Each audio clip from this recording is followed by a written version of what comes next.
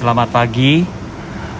Hari ini saya dengan YC Leonardo akan mencoba mempresentasikan K3 di Laboratorium Patologi Anatomi.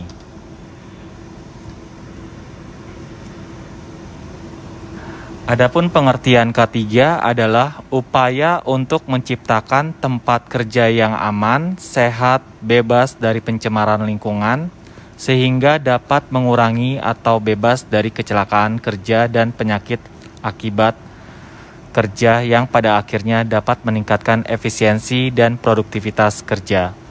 Sedangkan patologi anatomi adalah spesialis medis yang berusaha dengan diagnosis penyakit berdasarkan pada pemeriksaan makroskopis, mikroskopis, dan molekuler atas organ, jaringan, dan sel.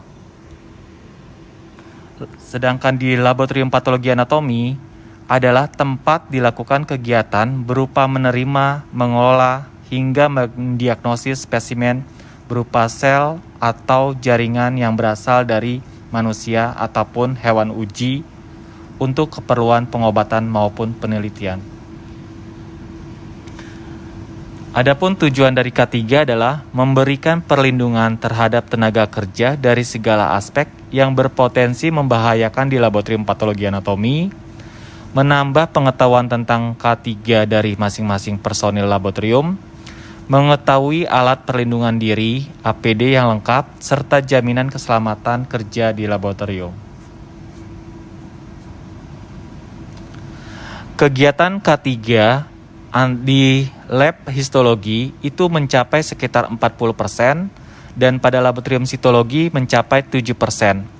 Di mana kecelakaan ini terjadi dikarenakan teririsnya benda tajam sebanyak 47%, percikan atau terhirup bahan cairan seperti darah atau bahan kimia 7%.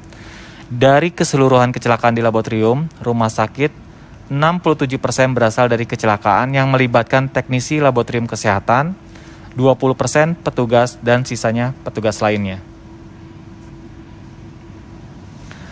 Penerapan K3 di laboratorium merupakan tindakan perlindungan terhadap tenaga kerja dari segala aspek yang berpotensi membahayakan. Aspek yang dimaksud membahayakan yaitu sumber yang berpotensi menimbulkan kecelakaan akibat penggunaan peralatan kerja, penyakit yang bersumber dari spesimen yang diterima dan dibuang hingga karakteristik rekan kerja atau orang-orang yang berada di ruang lingkup laboratorium. Beberapa hal yang menjadi perhatian di Laboratorium Patologi Anatomi adalah teknisi yang seringkali tidak mengenali bahan kimia yang ada di lingkungan kerja mereka. Formaldehid, silol adalah bahan umum di histologi dan patologi laboratorium sehingga teknisi perlu mengetahui efek kesehatan yang mungkin timbul dari paparan bahan kimia. Meskipun silen tidak memiliki persyaratan pengawasan kesehatan, evaluasi kesehatan karyawan yang terpapar silol harus diperhatikan dengan baik. Teknisi laboratorium PA yang terpapar formaldehid memerlukan pengawasan kesehatan dan kesejahteraan.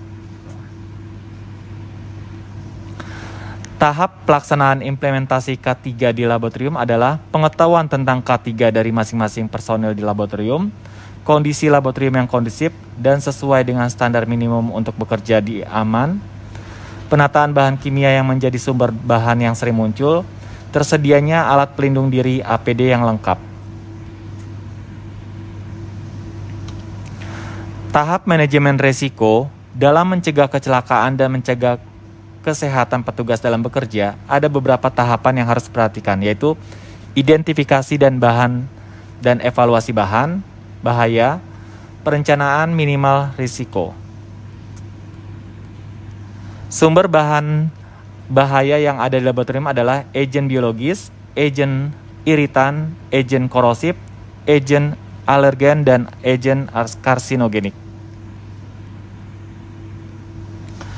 Hal-hal yang perlu diperhatikan di laboratorium PA, sebagian besar peralatan dalam laboratorium ini berfungsi